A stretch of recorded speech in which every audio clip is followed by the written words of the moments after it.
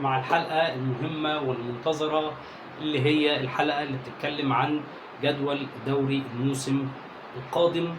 وزي ما اتفقنا ان احنا في موسم استثنائي، مش هو ده القاعدة اللي احنا هنمشي عليها او دي اصلا الاطروحة اللي احنا جايين نتكلم عليها. احنا جايين نتكلم بس على الموسم القادم بظروفه الحالية وازاي الجدول يمشي ويتعمل، والاهم ان يكون في انتظام في جدول الدوري، في تكافؤ فرص، والحاجه الاهم ان ما يبقاش عندنا مؤجلات كتير. زي ما اتفقنا ان احنا لازم نوصل ان شاء الله بحوالي 70% من عدد اسابيع الدوري تتلعب بشكل منتظم، وكلها تبقى خلال يومين ثلاثه الاسبوع بالكامل. والاسابيع اللي فيها مؤجلات سواء مؤجلات للاهلي او للزمالك او كل الكلام دوت، او حتى الاسابيع اللي هتتلعب بعيدا عن الميعاد الاساسي اللي احنا هنختاره اللي هو يوم الخميس والجمعه، اللي هم نهايه الاسبوع بالنسبه لنا، وهي دي المواعيد المهمه اللي يتلعب فيها الدوري، لان هي بالنسبه لنا نهايه الاسبوع، ويمكن السبت يعني كمان لان هو اجازه في مصر، فالخميس والجمعه والسبت هي دي الايام الاساسيه اللي احنا هنشتغل عليها. والاسابيع ان شاء الله اللي هيبقى فيها مؤجلات او اللي هتتلعب في نص الاسبوع ان شاء الله نحاول ان هي ما تزيدش عن 10 اسابيع. صعبه انا عارف، بس تعالى كده واحده واحده ونشوف ونحاول نشوف ممكن توصل ازاي. اول حاجه زي ما احنا عملنا كده في الحلقه اللي فاتت، زي ما حضرتك شايف انا سايب نفس الكلام ما غيرتوش، بنفس المواعيد بتاعه بطوله افريقيا والانتر كونتيننتال والافرو الاسيوي وكمان دوري السوبر الافريقي، كل ديت والاجندات الدوليه، كل دي المواعيد خلاص، دي ما فيهاش اختلاف، ما فيهاش تغييرات، ما عدا الافرو الاسيوي ودوري السوبر زي ما اتفقنا اللي لسه مواعيدهم مش اكيده. وحتى شكل دوري السوبر ما هوش نهائي بالثمان فرق زي ما انا قلت المره اللي فاتت، ممكن يبقى 16، ممكن يبقى 8 ذهاب واياب، ممكن يبقى 8 بشكل مجمع، ممكن يبقى 16 ذهاب واياب، ممكن يبقى الفرق بين كل ماتش وماتش اسبوع. يعني احنا مش عارفين الاتحاد الافريقي هيمشي ازاي، بس احنا هنمشي بالشكل دوت، وده الشكل اللي هيسمح ان الدوري يبقى 34 اسبوع زي ما هو. لكن الاتحاد الافريقي كل ما هيزود في دوري السوبر الافريقي احنا للاسف لازم نقلل من عدد مباريات الدوري، زي ما رابطه الانديه اقترحت ان الدور الثاني يبقى مختصر. وطبعا ده الصح طبعا، لان مفيش مواعيد مفيش ايام نلعب فيها اكتر من كده، فكل ما دوري السوبر هيكبر كل ما الدور الثاني لازم يقل في عدد المباريات بتاعته. طيب تعالى كده نشوف هنعمل الجدول ازاي ونمشي فيه ازاي. تعالى بقى نبدأ نشوف الجدول بتاعنا هيمشي ازاي حسب المواعيد اللي موجودة. وخلي بالك زي ما اتفقنا ان احنا عندنا حاجة مهمة جدا، عايزين نقلل على قد ما نقدر من الاسابيع اللي فيها مباريات مؤجلة، ونقلل المباريات المؤجلة، ونقلل كمان من المباريات اللي بتتلعب في وسط الاسبوع. نركز قوي ان الجدول بتاعنا او الدوري بتاعنا يبقى زي مخاليق ربنا يتلعب في نهاية الاسبوع. تعالى كده نمشي واحدة واحدة ونشوف الجدول هيمشي ازاي. واول حاجة وهي حقيقة مفاجأة مش لطيفة خالص، ان هنبدأ الدوري يوم 20 سبتمبر. اول اسبوع من الدوري المصري لازم يبقى يوم 20 سبتمبر، الاسبوع الثاني الجمعة وراه 27 سبتمبر، والاسبوع الثالث يوم 4 اكتوبر. بدري جدا، النهارده تقريبا انا بسجل يوم الثلاث 19 اغسطس، يعني كمان شهر بالظبط من دلوقتي لازم الدوري المصري الموسم الجديد يبدأ. ما ينفعش نأخر اكتر من كده، لان احنا لو اخرنا مش هنلحق ان احنا نخلص الموسم اللي جاي نهائيا. طيب اول اسبوع من الدوري المصري يوم 20 سبتمبر، الثاني يوم 27، الثالث يوم 14. طب المؤجلات، لان الاسبوع اللي انت حضرتك شايفه يوم 20 سبتمبر اللي هو ميعاد الاسبوع الاول، طبعا انا ما كنتش اتمنى ان احنا نبدا الدوري في اسبوع فيه ماتشات في بطوله افريقيا، لان بطوله افريقيا بتتلعب جمعه وسبت وحد، فانت هيبقى بدايه الدوري بتاعتك مش في نهايه الاسبوع، ومش كل الفرق هتقدر تلعب يوم الجمعه والسبت في الدوري بتاعك، وبالتالي بدايه الدوري كان لازم تبقى اقوى من كده. وللاسف هي دي الظروف حكمت علينا بكده. علشان كده بقول لك دايما ان الدوري لازم يبدا هنا في الاسبوع الاول او الاسبوع الثاني من شهر اغسطس اللي هو يوم 9 اغسطس، لان ده الاسبوع اللي ما فيهوش اي ماتشات في افريقيا، وبالتالي ده هيبقى البدايه الاقوى للدوري. لكن خلاص ما نتكلمش في اللي فات، الواقع بيقول ان احنا نبدا الدوري يوم 20 سبتمبر. طب اليوم ده في اياب دور ال 32 او الدور المؤهل للمجموعات في دوري ابطال افريقيا. امتى الانديه اللي بتلعب اللي هي الاهلي والزمالك وبيراميدز والمصري وان هم بيلعبوا في دور ال 32؟ امتى الماتش المؤجل؟ لان لازم ان الاسبوع الاول يتلعب. عندك اختيارين، اما قبل الاسبوع الاول او بعد الاسبوع الاول، يعني ما بين ذهاب واياب الدور التمهيدي او بعد اياب الدور التمهيدي، حسب مواعيد كل فرقه وحسب مواعيد السفر وما الى اخره. يعني لو فريق مثلا على سبيل المثال بيلعب ماتش الذهاب السبت وماتش العوده يوم الجمعه، فكده ما اقدرش ان احنا نحط الميعاد هنا، هنضطر ان احنا نلعبه ما بعد الاياب. طبعا وانا شرحت لكم القصه ديت ان في افريقيا صعب جدا تلعب في اسبوعين ورا بعض، لان ده هيأثر زي ما حضرتك كده شفت بمنتهى البساطه على انتظام المسابقات المحليه. ايا كان احنا هنشتغل على اللي موجود وعلى ارض الواقع. فالاسبوع الاول من الدوري كده ما عندناش فيه مشكله، اما يتلعب ما بين الذهاب والاياب او ما بعد الاياب. طب الاسبوع الثاني وده نفس اليوم اللي فيه كاس السوبر الافريقي ما بين الاهلي والزمالك في السعوديه. طب الاياب امتى؟ او انا اسف، المؤجلات امتى بتاعته للاهلي والزمالك؟ ما بعد العوده من السعوديه، يعني يوم الثلاث اللي هيبقى يوم تقريبا 1 اكتوبر، ده مباريات الاسبوع الثاني للاهلي والزمالك. ويوم 4 و5 اكتوبر هو الاسبوع الثالث. كده يبقى احنا عدينا من اول كوارتر ب3 اسابيع من الدوري، والثلاثه من غير مباريات مؤجله. اي نعم في ضغط شويه على الانديه المشاركه، خاصه الاهلي والزمالك. بيراميدز والمصري يمكن افضل حالا عشان ما عندهمش كاس السوبر، لكن الاهلي والزمالك يمكن وضعهم هيبقى اصعب، بس ده الواقع اللي احنا لازم نتعامل معاه. وكمان في نقطه مهمه، ان احنا اتفقنا ان الكوارتر فيه 7 مواعيد، 4 نهايه الاسبوع و3 في وسط الاسبوع. المعدل بتاعك انك تلعب 6 من 7، ده حاجه كويسه جدا، مش مضغوط على الانديه. طيب ده كده الكوارتر الاول، وكده اول 3 اسابيع عدوا ومن غير مؤجلات وبانتظام بشكل كبير.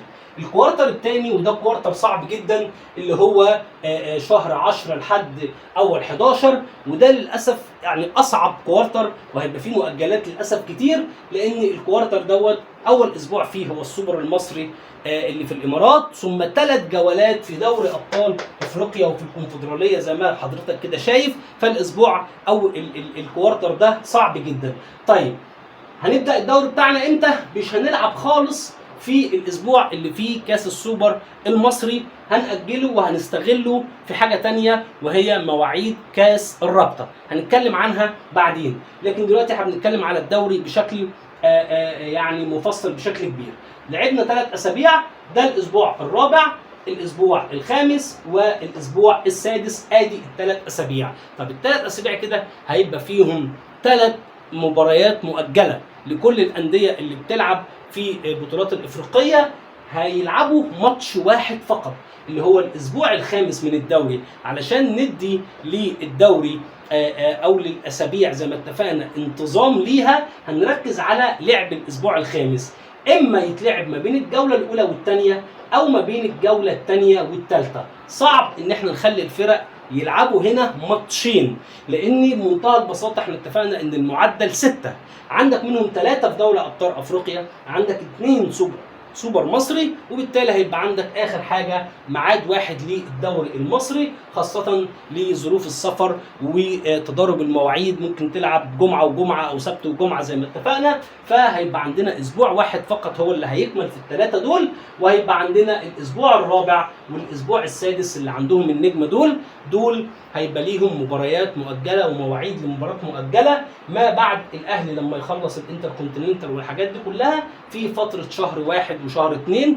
المؤجلات دي هتتلعب وهقول لك امتى بالظبط لما نيجي لمواعيدها. كده لعبنا 6 اسابيع من الدوري، 4 بشكل منتظم و2 منهم ليهم مباريات مؤجله، ومؤجله لكل الانديه اللي بتلعب في البطولات الافريقيه. طيب نخش على الكوارتر الرابع، وده كوارتر ملخبط، يعني مش صعب خلاص، ده صعب بس واضح، ده واضح ومش صعب قوي. لكن الكوارتر الرابع صعب وملخبط في مواعيد انا ملخبطاني انا شخصيا، يعني لاني تضارب المواعيد ما بين الانتركونتيننتال ودوري ابطال افريقيا الجوله الخامسه والسادسه ده تضارب غريب جدا. علشان بس لما اجي واقول لك ان في ترابط ما بين الاجندات المحليه والقاريه والعالميه، ما بقاش ببالغ ان انت عشان تعمل رزنامه محترمه لازم تعملها للعالم كله، لان الموضوع يعني متصل ببعضه بشكل كبير. وكلنا فاكرين لما الاهلي لعب في كاس العالم للانديه من غير لاعيبه المنتخب اللي كان بيلعبوا كاس الامم في نفس الميعاد، وده كان تضارب غريب جدا. فعشان كده الرزنامه لو تمشي صح لازم يبقى في يعني توافق دولي عليها علشان عدم اختلاط المواعيد، وخاصة زي ما حضرتك كده شايف الجولة الخامسة والسادسة اللي هي أهم جولات في دور المجموعات بيتلعبوا ساعة الانتر كونتيننتال. طيب تعالى الأول كده نعمل تصور لإزاي هيمشي الكوارتر الغريب دوت بالنسبة للأهلي بالتحديد، إن هو عنده الانتر كونتيننتال ده المشكلة الكبيرة. اول حاجه ان الانتر كونتيننتال يوم 2 سبتمبر هنا، يوم 2 ديسمبر انا اسف.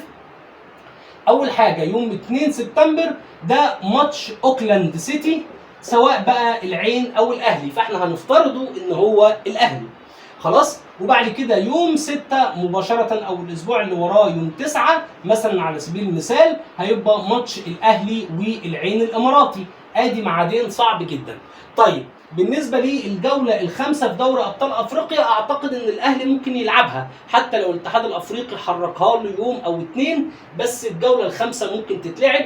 انما الجوله السادسه في دوري ابطال افريقيا مستحيل طبعا تتلعب، لان هي اصلا محطوطه يوم 13 ديسمبر، اليوم اللي هيبقى فيه الانتر كونتيننتال، فده هيبقى صعب جدا للاهلي. فالاهلي هيتاجل له مباراه في بطولة افريقيا اللي هي الجولة السادسة، والافضل ليها ان هي تتلعب هنا. مؤجل الجولة السادسة يوم 27 ديسمبر، يعني بعد عودة الاهلي من الانتر كونتيننتال ب 8 او 9 ايام، ده هيبقى ميعاد كويس جدا.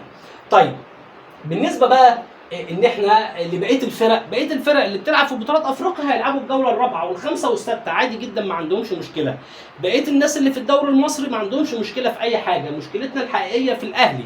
طيب فهل احنا هنلعب الدوري ونأجل الاهلي زي كل سنه ولا نوقف الدوري؟ لا، هو الافضل في الميعادين دول بالذات يوم 13 ويوم يوم 16 يوم 6 انا اسف يوم 13، الميعادين دول بالتحديد احنا لازم نلغيهم من الدوري، ما ينفعش نلعب فيهم دوري. طب هنلعب ايه؟ زي ما اتفقنا المره اللي فاتت هنلعب فيهم مباريات كأس مصر اللي هو الاهلي اصلا مش مشارك فيها، دي دور ال 32 ودي دور ال 16. يبقى حضرتك هنوقف الدوري في الاسبوعين دول علشان ما نعملش مؤجلات للاهلي او مؤجلات لاسابيع الدوري. في نفس الوقت هنستفيد ان الاهلي مشارك في الانتر كونتيننتال ومش مشارك عندنا في كاس مصر، فهنقدر نلعب مباراتين هنا في كاس مصر.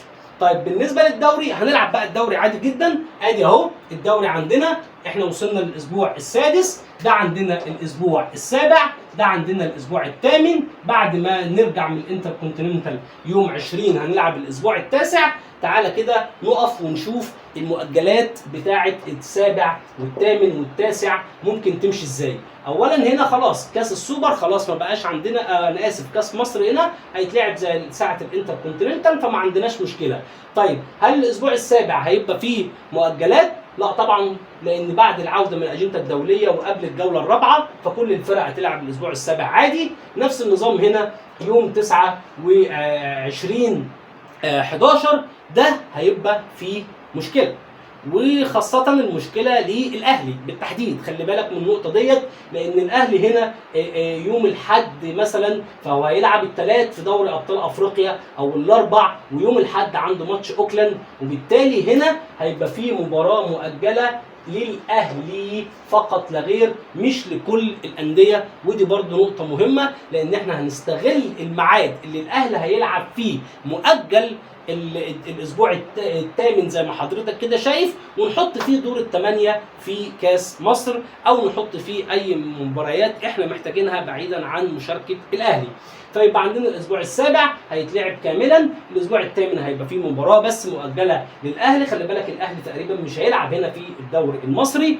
طيب بعد كده الاهلي لما خلص الانتر كونتيننتال اللي هيتلعب النهائي بتاعه يوم الاربعاء 18، هيجي يلعب يوم السبت 21 في الدوري الاسبوع التاسع، علشان يروح يلعب يوم الجمعه 27/12 الجوله المؤجله ليه في دوري ابطال افريقيا.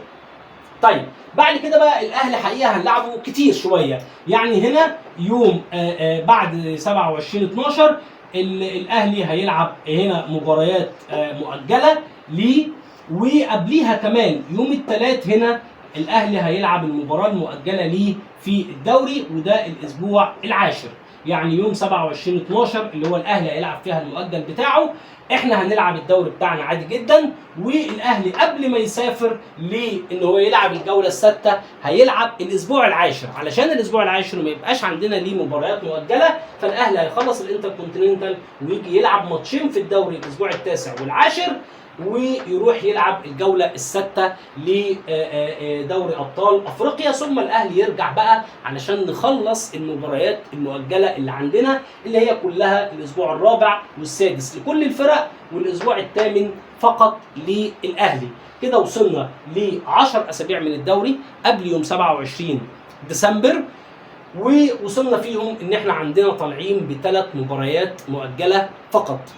بعد ما وصلنا ليوم 27/12 بالاسبوع العاشر هنلعب يوم 3 يناير الاسبوع ال11، مش هيبقى راحه ولا حاجه، طبعا احنا دي رفاهيه احنا يعني مش هنقدر عليها، موضوع الراحه ما بين الدور الاول والدور الثاني ده صعب جدا. هنلعب الاسبوع ال11 من الدوري عادي جدا يوم 3 يناير، وقبل يوم 3 يناير اللي هو يوم الثلاث اللي قبليه ويوم الثلاث اللي بعديه هنلعب مؤجل الاسبوع الرابع، وبعديها يوم 7 يناير تقريبا مؤجل الاسبوع السادس. فيبقى المباراه المؤجله من الاسبوع الرابع والاسبوع السادس هيتلعبوا هنا يوم 31 ديسمبر ويوم 7 يناير، دول المباريات المؤجله لكل الفرق، ويتبقى مباراه واحده مؤجله للنادي الاهلي هقول لك عليها دلوقتي. بس هنا في نقطه برضو فيها تغيير كده وتركايه بسيطه جدا. ايه هي؟ احنا دايما بندور ان الاهلي بيلعب كتير. طيب الاهلي هو عايز يلعب كتير وبيلعب مسابقات كتير وده حقه مفيش مشكله، لكن انا مش عايز ارهق بقيه الانديه. فانا نادي مثلا بيراميدز مثلا على سبيل المثال بيلعب في دوري الابطال بس مش مؤجل له الكم ده من المباريات، هو مؤجل له مباراتين فقط اللي هي الاسبوع الرابع والاسبوع السادس. ليه انا العبك ورا بعض هنا وازنقك؟ يعني ليه؟ فانا ممكن اعمل هنا تبديله بسيطه جدا، فبدل ما الاهلي يلعب المباراه المؤجله بسبب الجوله السادسه قبليها، لا يلعبها بعديها، واخد مؤجل الاسبوع الرابع العبه قبل ما الاهلي يلعب الجوله السادسه بتاعته. طيب كده هيفيد بايه؟ هيفيد ان فريق زي بيراميدز هيلعب هنا جمعه جمعه ثلاث، فهيريح هنا، ودي هتبقى راحه لبيراميدز للمصري للزمالك لكل الفرق اللي ما عندهاش مشاكل كتير او ما عندهاش مباريات كتير. طب بالنسبه للاهلي ما عندوش رفاهيه الراحه، فيبقى هنا مؤجل الاسبوع العاشر للدوري يوم الثلاث اللي هو بعد يوم 27. فيبقى انا بضغط على الاهلي بلعبه كتير لان ده الواقع، لكن بقيه الفرق انا بحاول اعمل تكافؤ للفرص وابعد المباريات المؤجله عن بعض واديهم راحه في النص، بدل ما العب الرابع والسادس لا انا العب الرابع وفي النص فاضي، وبعد كده السادس الاهلي هو اللي مضغوط هو اللي يلعب. خلاص؟ فدي برضو تعديله بسيطه هتتيح تكافؤ الفرص والراحه لبقيه الانديه المشاركه في البطولات الافريقيه.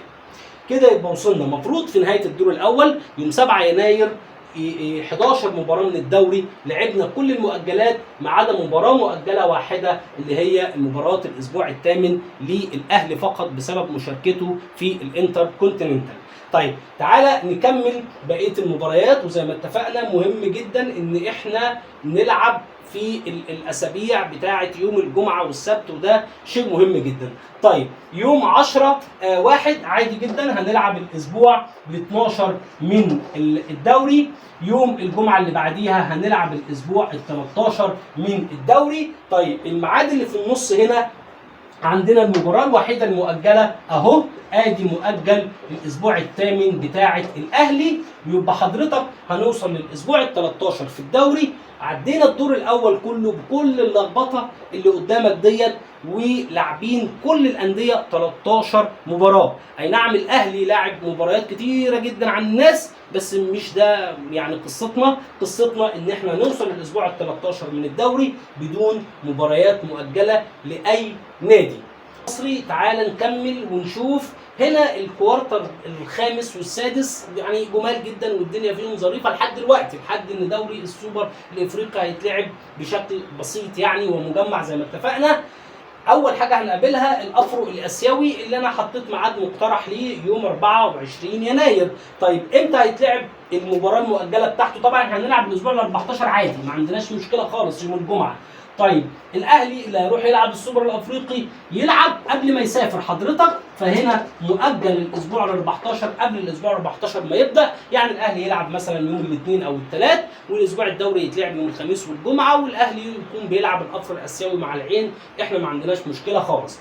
طيب بعد كده هنا بقى في حته انا مش حاببها، وهي ان احنا نحط مواعيد للاسبوع بتاع الدوري في وسط الاسبوع اصلا، يوم الثلاث او الاربع. انا كل ده لو حضرتك واخد بالك المباريات كلها هتتلعب يوم الخميس والجمعه، ولو في دوري ابطال ولا البطولات الافريقيه نحاول نخلي ماتشاتنا اربع وخميس مثلا، علشان ما يبقاش فيه ميعاد في دوري ابطال افريقيا في نفس الماتش في نفس اليوم ماتش في الدوري. بس ده يعني في انتظام بشكل كبير جدا، وكلها مباريات لنهايه الاسبوع. لكن هنا للاسف الاسبوع كله هيتلعب يوم الاثنين والثلاث او الثلاث والاربع في وسط الاسبوع، دي انا مش حاببها، بس احنا مضطرين في الموسم ده ان احنا نعمل كده. فهنا وصلنا للاسبوع ال 14، هنا عندنا دوري الاسبوع ال 15، بعديه مباشره الاسبوع ال 16، ثم بعديه الاسبوع ال 17. فحضرتك يوم الثلاث تقريبا يوم 4 فبراير هينتهي الدور الاول كاملا من غير اي مؤجلات لاي فرقه. طبعا الوحيد اللي بيلعب بدون راحه هو الاهلي، يعني لو بصيت لكل الفرق كل الفرق مرتاحه، لو بيلعب هنا جمعه اهو بشكل مرتاح. حتى لما ضغطنا في اخر الدور الاول عشان نلحق نخلصه ونفتح القيد بتاع الشتاء ما بعد انتهاء، حتى لو مدينا اسبوع ولا حاجه. وده اللي احنا اتكلمنا عنه، ان لازم يفتح باب القيد ليه في الميركاتو الشتوي ما بعد انتهاء الدور الاول، علشان يبقى في تكافؤ فرص ما بين الانديه كلها. فلو يعني القيد امتد اسبوع ولا حاجه لحقنا، كان نفسي نخلص طبعا في يناير بس مش هنلحق، ادينا خلصنا او ان شاء الله نخلص يوم 4 فبراير الدور الاول كاملا بكل مؤجلاته، بكمان ماتشين في الكاس، دور ال 32 ودور ال 16 في الكاس، ودي هتبقى حاجه كويسه جدا.